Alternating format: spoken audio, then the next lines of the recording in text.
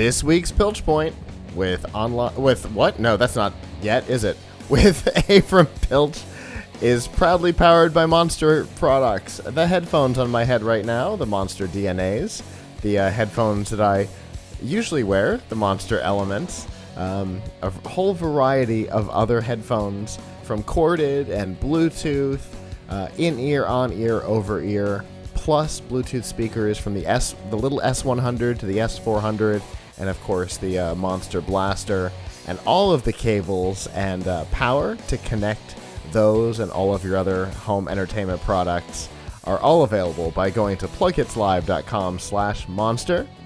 And yes, I know I'm playing this music again, and it's confusing to our regular listeners, but I figured let's do it as one piece. Avram, how are you? Great. Doing the whole promo with your music now. All right. All right. You know, a friend of mine and I went to a Judas Priest concert a few weeks ago, and there's a part where the lead singer rides out on a motorcycle, and I was like, Piltch Point! Anyway, You could have had it on your phone and played it back at him. yeah, I probably would have heard. But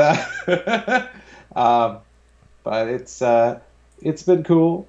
There have been a lot of new chips coming out lately. Indeed. It It seems like every time I turn around, you guys are writing about somebody, one of the, again, to go back to our last topic, one of the big three doing something new with their processors. Yeah, no doubt. So, big stuff. So, first of all, going back a few weeks, because I don't think we got to talk about it much on the show, we tested out the first Windows on ARM laptops. Yeah. So there are two right now: the HP Envy X2 and the Asus NovaGo. The NovaGo is not actually out in the U.S. yet, but the HP Envy X2 is. They both use a Snapdragon 835 processor, the same kind that you find in a lot of phones. Mm-hmm. But they run Windows 10. But the Windows 10 that they ship with is Windows 10 S.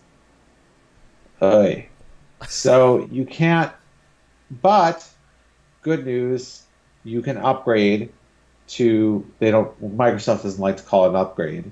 You can change to regular Windows 10. So you do that. It only takes a minute to do that.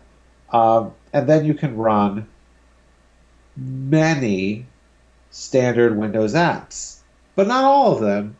It only works with 32-bit apps, and it doesn't work with all 32-bit apps. And anything that involves installing a driver may or may not work, as we found when we tried to install OpenVPN, which is the VPN client that we need to access our corporate network, because we wanted to say, try using one of these always connected PCs to work. Sure. So seems like the main purpose of it. Well, that's the strange thing about it, and that's why this category is a bizarre one. You would think that they would be made for work, but the first few models that are coming out are being targeted at consumers. Now, these are fairly expensive laptops whose main selling point is that they have long battery life and they come with a 4G modem built in. That sounds like something a business user would want, not Bob and Betty Best Buy, Right. But the machines that they're selling, they're not really targeting at business, and they don't have a lot of the features that a business would want. For example, you can't get the HP Envy X2 with more than 128 gigabyte SSD. You can't. I don't think you get it with more than 128. You can't get it with more than 4 gigs of RAM. Huh. It obviously doesn't have business security things like vPro or a fingerprint reader. But more importantly, it just doesn't run a lot of software well. So, for example, Chrome, because Chrome is not a Windows Store app, runs really badly. Chrome browser, it runs, but you will notice some sluggishness Okay. from time to time. You're switching tabs, you got to wait a second. You try scrolling up and down the page, maybe there's a lag. Not every time, probably not if I tried to show it to you right now, it would behave. But the most frustrating thing I think people experience with computers is delays. You go to pinch zoom and wait a second, I don't know. It's not zooming. Is it because it's late or because I didn't catch my pinch and I should do it again? Like it's that kind of thing where you click an icon and normally you would expect to see something happen, but it doesn't happen right away. That that that I experienced with the two computers we tested. So the battery lives were excellent, like 12 and 15 hours in a small form factor. The connectivity was nice to have, the 4G, but the performance definitely leaves something to be desired. Um, so moving on to other CPUs, Kaby Lake G, the love child of Intel and AMD, which has Intel processor but AMD integrated Radeon graphics, has come out in two laptops: the Dell XPS 15 2-in-1 and a version of the HP Spectre X360 15-inch.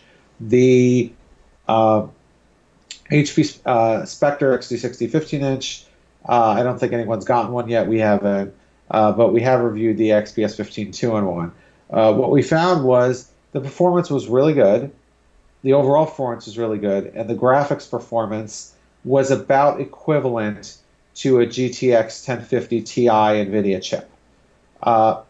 But these are expensive laptops. The XPS 15 2-in-1 starts at $1499, and that's with a lower end Kaby Lake G chip inside.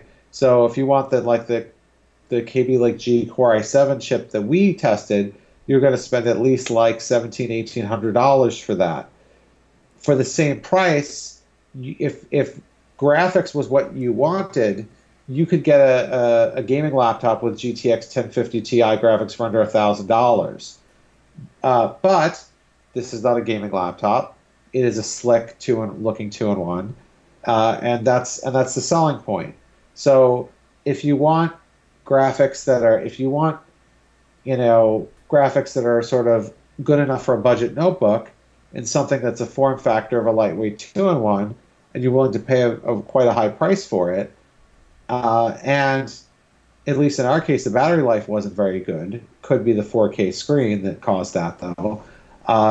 That's a fairly narrow niche of people who want an expensive, highly portable laptop that doesn't have long battery life, but gets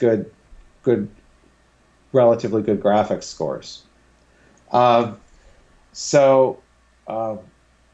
The last CPU rollout I'll mention, and this is probably the most important of the three, is Intel's new Coffee Lake CPUs, otherwise known as 8th generation Core H series. These are going to power all of the new gaming notebooks and workstation class laptops. So you can expect a huge flood of new gaming laptops to hit the market. We've already reviewed the MSI GS65 Stealth, the Aorus X9, and the new Asus ROG Zephyrus laptop that have the new chips inside. The Aorus X9 actually has the Core i9 CPU inside, the first Core i9 that has appeared on a mobile device. And what we found is interesting. The overall performance was obviously a huge step up from last year's models from 7th gen Kaby Lake.